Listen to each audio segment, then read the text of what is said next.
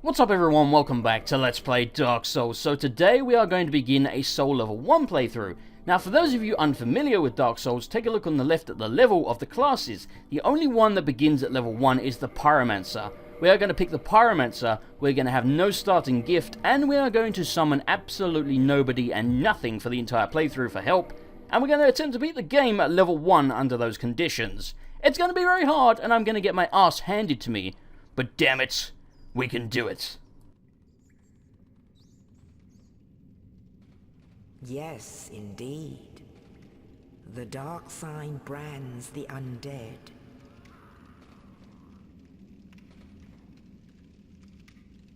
And in this land, the undead are corralled and led to the north.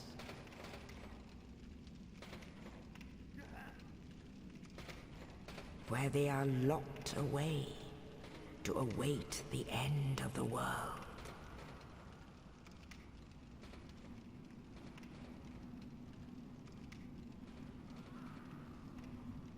This is your fate.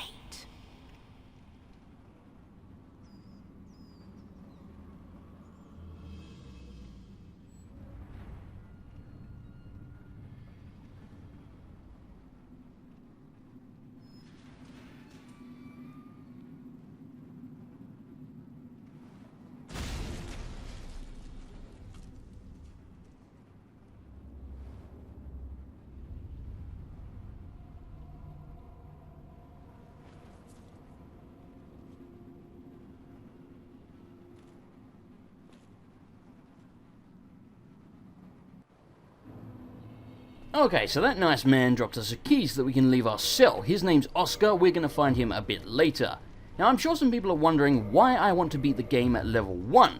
Well, this is not a one-man pissing contest, you know, this isn't, look how good I am at Dark Souls, my E-penis is humongous. Essentially, the reason I'm doing this is because I love this game and I enjoy a challenge. Now, I wanted to do a playthrough on my channel, but I thought, how can I make it different? Now, I do want to show off as much of the game as I possibly can. We are going to kill every single boss, including the optional ones. So that's not even an issue. I'm going to show off as much of the game as I can. But I want to challenge, so I figured this is the best way to go. I can get a challenge, and I can do a thorough playthrough at the same time, explain some things, talk about the storyline a little bit, show some secrets, tips and tricks, all that crap. Speaking of which, look up there, the Asylum Demon. If you kill him right now, as in you don't run away, you kill him right now, you get his weapon. Requires 46 strength. The best way to kill him at the beginning of the game is either on New Game Plus because you have all your gear, or you can pick the black fire bombs as your starting item. You get 10 of them and it requires 7 or 8 and then he'll die. But yeah, remember 46 strength, so if you're not going to make a strength build, there's no point you wasting your time. And of course, we're never going to have 46 strength, plus we didn't pick a starting item anyway. Come back here, you son of a bitch. Right, let's equip this shit. There we go. Die, you scumbag! There we go, our first kill of the game. Now we're a murderer. Okay, so you'll see in front of us here our good buddy Oscar that dropped us the key, right there. Now some people wonder why he's there and how the bloody hell he got there, because he's in a locked cell. Well, if you go in here and look up, there's a hole in the ceiling. I believe that the Asylum Demon smashed him over the head when he was on the roof trying to escape, knocked him down into the pile of rubble, and he is mortally wounded, and that's why he's there. Now, the reason I didn't talk to him, I just killed him, was because his dialogue is repeated. When you leave the asylum, there'll be a short cutscene, and the dialogue during that is the exact same as what Oscar says, so there's no point listening to it twice, just a waste of damn video time. Plus, he's gonna die anyway. Spoilers! God damn it, this guy's beat the crap out of me. There we go. Right. So, if we pick the Pyromancer class, which we did, over here and on the right we will get the Pyromancy Flame. If you didn't start as a Pyromancer, you will have to save Pyro Bro in the depths to get it. Oh crap, this dude's going for us. Die! There we go. And where's your buddy? There he is. Come check on your friend. Oh, he's dead and so are you. Oh crap. Aha! Dodged. And now you are defeated, sir. I said you're defeated. There we go. Right, so there's a soldier in here. You don't even have to come this way. We can't open that gate there yet. You have to get a key and come back. That soldier I just killed, my very first time playing the game, that dude killed me. Yeah, that was embarrassing. And we can get a drop attack on the Asylum Demon and do tons of damage. Now, we can just spam our fireballs at him, but damn it, that's no fun, so we're going to melee him. The easiest way to beat this guy is just go around behind him, and he can't do shit. And that sweeping attack, it has a huge window in which you can roll away, so he's no problem. The only attack that he does, which is that one right there, has a kind of AoE on it, so if you're anywhere in front of him, then it's probably going to hit you, because he's a cheap son of a bitch. Victory achieved, our first boss of the game is down. So we are about to leave the tutorial area of the game. Over on the right there's a crow's nest, you can drop items in there, you have to drop specific ones, then log out and back in and you can get certain things in exchange. I will explain that all later, we don't even have anything that we can trade right now, so it's not even an issue. But yes, that is where the crow's nest is for anyone interested. Okay, we are about to begin our magical journey in Lordran. Only in the ancient legends it is stated that one day an undead shall be chosen.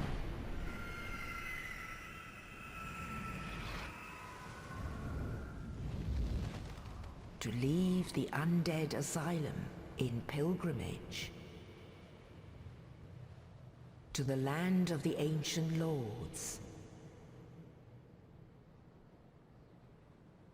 Lordran.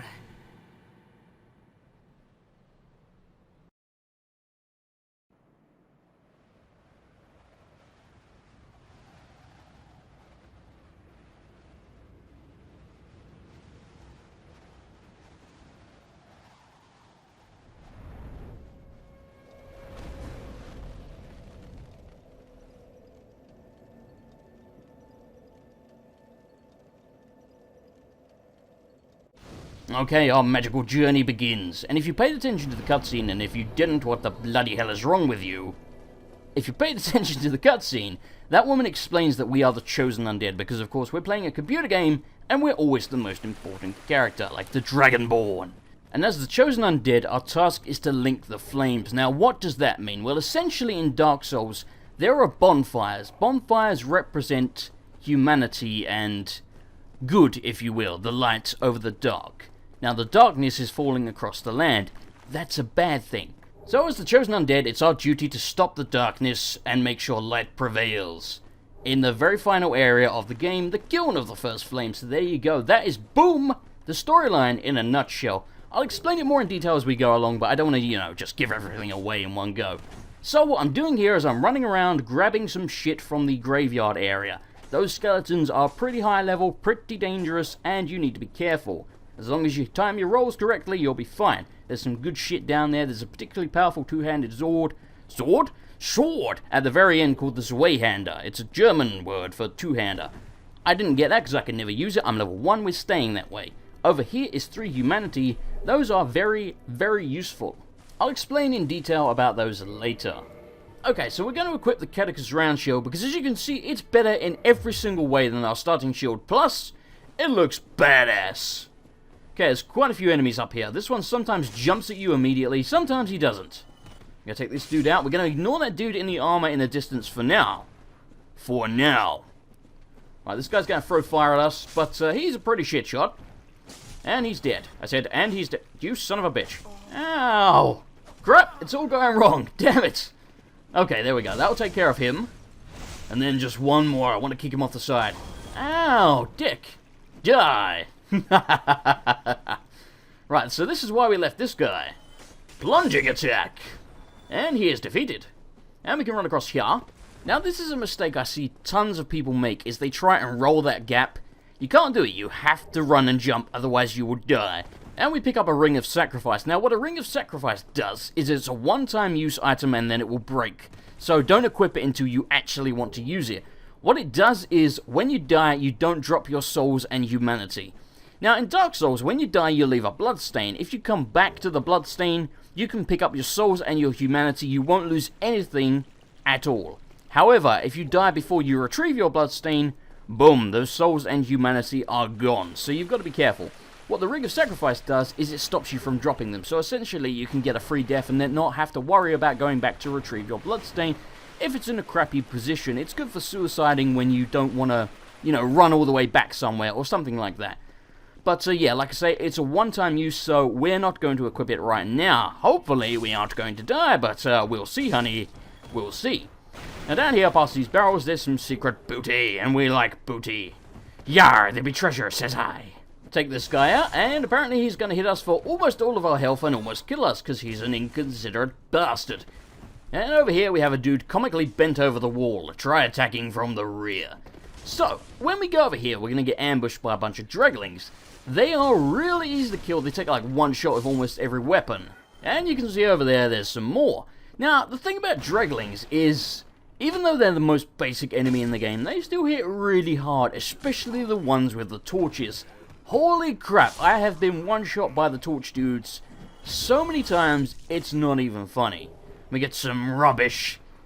Garbage! Now, the thing with rubbish is you can trade it to a crow called Snuggly the Crow in the Undead Asylum. That's where we were at the very beginning of the game. We can go back there and we can drop the rubbish in the nest and get, I believe, a Titanite chunk in exchange. There's a whole bunch of things you can trade with Snuggly. We'll do some of that when we go back there later, as long as I remember, and if I don't, then damn it, I'll just explain it anyway. Die, you son of a bitch. And you, come at me, bro. I said come at me. There we go, parried, and you are dead, sir. I love the dance of death that you do when you spin around with the axe. It's pretty awesome. These fog gates, by the way, just for anyone wondering, they just basically act as either walls for a boss area, and the rest of the time they're just load screens, basically. And there's our good friend, the Hellkite Dragon. We are going to see him later. He's not a boss, he's an optional mini-boss, and he is tough as balls, and he's probably going to kick the living crap out of you. Now, the easiest way to deal with this area here is you're going to have an archer shooting at you. But I find just running around in circles and beating the crap out of these dudes, he's going to miss you unless you stand still. So you can pretty much ignore him unless you're just standing there on your arse waiting to get hit. Then you can come up here and beat the living snot out of him for trying to kill you. Bastard. Right, so down here we're going to get a new shield. This one is called the Wooden Shield, and basically it has a bit more melee defense and it has better stability. Now, for those of you that aren't aware, what stability does is when you block an attack, it consumes stamina. The higher the stability of the shield, the less stamina you lose from a block. So if you're planning to block a hell of a lot with shields, good stability is very important. However, I pretty much only ever two-hand my weapons, so it's not really going to be a factor for us, but you know, on the rare occasions that I do use a shield, it's going to be handy. So just out here we have our first merchant of the game. There's a ton of stuff that we want to buy from him, so I'm going to use all of my soul consumables. Right, we now have 6,400 and something souls, so let's talk to this prick. You seem to have your wits about you, hmm? Then you are a welcome customer. I trade for souls. Everything's for sale. Everyone in Dark Souls has a creepy fricking laugh. Treacherous in these parts. A horrible goat demon has moved in below. And up above, there's that humongous drake and a bull demon too. If you stick around this place, it might end up being your grave. Right, so we are going to buy from him the Orange Guidance Soapstone, the Residence Key, the Repair Box, the Bottomless Box, and the Reinforced Club, because we can use that at level 1, and it's a bloody beastly weapon with an awesome moveset. I will show you in a moment exactly what I love about this damn thing. Broke your stuff, see ya, jerk-ass. Right, let's equip our new club. Basically, this thing causes bleed, and that means every few hits we will cause the opponent to bleed and lose 30% of their HP. That's good, plus it hits very hard, and of course the most important factor, we can actually equip the damn thing. Plus look at this, jump attack. The R2 strong attack is freaking insanely useful on this weapon. You can cover some serious ground. You do have to be careful, however, of the fact that when you're jumping, if you get hit mid-air, you will take extra damage, like quite a lot of extra damage. I have had my ass kicked many times because of that. Right, so up here we get some throwing knives. They are going to be very handy. And then we can run a jump across here and get to a crossbow. I think it's a light crossbow, if I'm remembering correctly. Yes, and some standard bolts. Right, so we can go down here and then go to the bonfire. Wait a minute, is that dude alive? Nope, nope, he's stuck in the wall and wobbling. Physics. I love the physics on this game, man. They're insanely stupid, and that's why I love them. You can kick bodies around all over the place. It's freaking awesome. It really is. Some people complain about the physics, but I mean, what's not to love? You can kick dead bodies around all over the place like they're nothing. Now, I'm not going to rest at this bonfire because all the enemies outside will respawn. But I suggest if you're using this as a guide, you do rest here. I just frankly cannot be asked to kill the archer again and his cronies. jump attack. Okay, that was close, almost got hit. Parried, and Dance of Death for you, sir. Die. Good lord, do I love that. Right, so in here we can get some black firebombs. Take you out, and his buddy around the corner. You are dead, sirs. So over here are the firebombs in this chest. I pretty much only pick these things up because they're useful for the Hydra in Darkroot Basin, because he's kind of a prick when he gets on low health, and you can never seem to hit that last fricking head. And of course we cannot equip a bow, because we are never going to have enough dexterity, so there we go. Right, so up here, a lot of people die here, and it's because the guy at the back's going to throw firebombs, but if you're quick you can take these two out before he even attacks you. And then jump attack. Hey, we got a battle axe.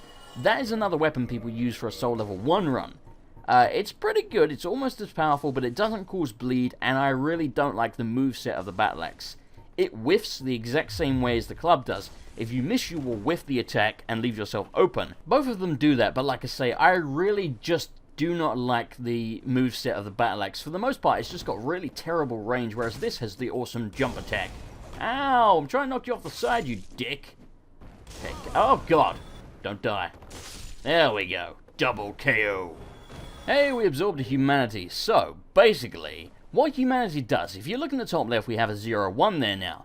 That will increase our drop rate up to 10. Beyond 10 won't make a difference. Also, when you have humanity in the top left, you can use it to kindle a bonfire and reverse hollowing at a bonfire. If you reverse hollow, you become human. If you kindle, you get more healing items when resting at that specific bonfire. And when you turn human, you can be invaded by other players that want to kill you, and you can also summon other players for help, so that's kind of the balancing factor. In other words, you can use it to turn yourself human and play online. That is essentially what it means. Right, so because we bought the residence key, we could open the door to get to the gold pyres in his chest, and gold pyres coats your weapon in lightning for a very short amount of time. However, the first boss we are about to face is extremely weak to lightning, so that is why I suggest you get that. And I do not suggest you do this. Plunging attack. Oh crap, now he's beating the crap out of me. I knew I shouldn't have done that. Hurry. Okay, did not have my weapon one-handed. There we go. Right, that was close. So down here we have a Black Knight. You can sneak up on him and back attack him. And also you can spam fireballs like a prick. Guess what option I'm picking? You can also parry the Black Knight. You just have to press the L2 button just as the attack is about to hit you. That's what I think people don't really understand. A friend of mine can't parry for shit. He basically said he tried and he couldn't do it. You have to press the parry button literally just as the weapon's about to hit you. Not as it hits you, but just like a split second before. That's the best way I can describe it. And he is defeated. And we get the Titanite Chunk and the Black Knight's Sword. He will always drop a Titanite Chunk. The Black Knight's Sword, however, is it's not a rare drop. It's just kind of uncommon. It's a pretty damn good weapon. It can carry you through the entire game, but not when you're level 1, because we can never equip it. And before I forget, the blue tear stone ring boosts your defense by quite a bit when you fall below 20% HP. However, everything in Dark Souls hits bloody hard, so it's almost certainly never going to save you, so don't bother unless you have no other rings. This here, as our good friend Admiral Akbar would say, is a trap. However, you can run up there and get back in time, but I prefer to just freaking throw some shit at him. And now he is dead. Get off the side, scumbag. Oh. Okay. So we're about to fight our first real boss of the game. The Taurus Demon, also known as the Bull Demon, also known as something else I can't remember. And over here we have a Crystal Lizard. These things will run away and they will try and disappear. However, not when you freaking plunging attack them on the head. And here we are. We're about to fight the Taurus Demon. However, we have to go up here and kill the two archers on the tower. Otherwise, they're going to shoot their living crap out of us whilst we're fighting him. And we will die horribly. Wow, they've already got their swords out. They mean business. Normally they stick... Oh, Jesus! Okay. Need to heal. Yeah, they hit really freaking hard with that lunge attack. Die. Backstab and Dance of Death. Come at me, bro. Parried and freaking Dance of Death for you as well. You archer scumbag. Good lord, I hate archers. Right, so we're going to jump off here. Now, this tower, you can climb back up that ladder when the boss comes out and jump attack on his head the same way as we did to the Asylum Demon. However, I'm not going to do that, but if you want to use that tactic, feel freaking free. Right, so when we walk forward, out comes the Taurus Demon, and we have our lightning ready, and we're going to beat the living snot out of him. There's another way to get him killed. You can also have him sort of lunge at you and fall off the side. On the left, because there's a... Well, on the right now, because there's a bunch of holes there. But I've never managed to do that without having him knock me off, so let's not try that and look silly. Oh, crap. Okay. Right, okay, good. He jumped back. Right, we're going to lure him into attacking. Fantastic, and now we get a space to heal. That's something a lot of people do wrong in Dark Souls, and that's why some people really struggle with the game. If you get hit, you have to wait for your time to heal. You can't just panic and chug an Estus, because you're probably going to get finished off in the middle of the animation, so, bide your time. It's biding its time! Right, so at the bottom of this bridge, we're going to have a door in front of us. That is very important. Remember that door. Remember it, people. On the right, we're going to have an important NPC, and on the left, there are burn marks on the bridge. I wonder why. Oh, look, it's the Hellkite Dragon. If you run out there and run back, you can lure him into burning everyone on the bridge. Toasty! Good, so now we can go down here and talk to our good friend Solaire of Brostora. Ah, hello. You don't look hollow, far from it. I am Solaire of Astora, an adherent of the Lord of Sunlight. Now that I am undead, I have come to this great land, the birthplace of Lord Gwyn, to seek my very own son. You find that strange? Well, you should. No need to hide your reaction. I get that look all the time.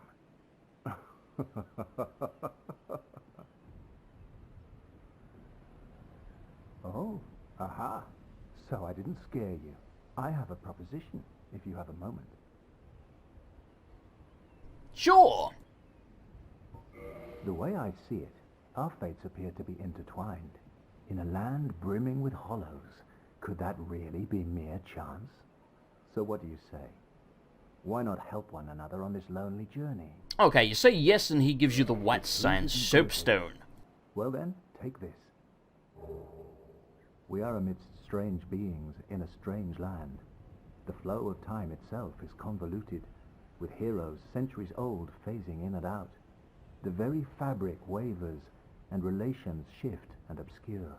There's no telling how much longer your world and mine will remain in contact. But use this to summon one another as spirits, cross the gaps between the worlds, and engage in jolly cooperation. Of course, we are not the only ones engaged in this, but I am a warrior of the sun. Spot my summon signature easily by its brilliant aura. If you miss it, you must be blind. Jolly cooperation! Now, as I mentioned at the start, I'm not going to summon any NPCs or any humans, certainly not any humans, for cooperation because it's a challenge run. But if you speak to him there, you can then summon him for certain boss fights, and he will give you the white sign soapstone, which means you can use it to place a marker on the ground, and then any human player who is around your level, I think they have to be like within 10% or something like that, can summon you to help them beat the area boss. You have to be human as well, otherwise you cannot put your sign down. Right, so we just kicked a ladder down there. That will take us back to the bonfire that I did not rest at. If you remember, I said you should rest there, but I didn't. That was where the archer was just outside. We gotta lure this dude into attacking, and he has toasted the final archer. Now, if you want the Drake Sword, you have to chop off this guy's tail. There's two ways of doing that. Either you can wait for him to come down the bridge. If you stand here long enough, he'll land, or you can go down below and shoot at it safely with a bow. It will take a hell of a lot of shots, but you will get it eventually.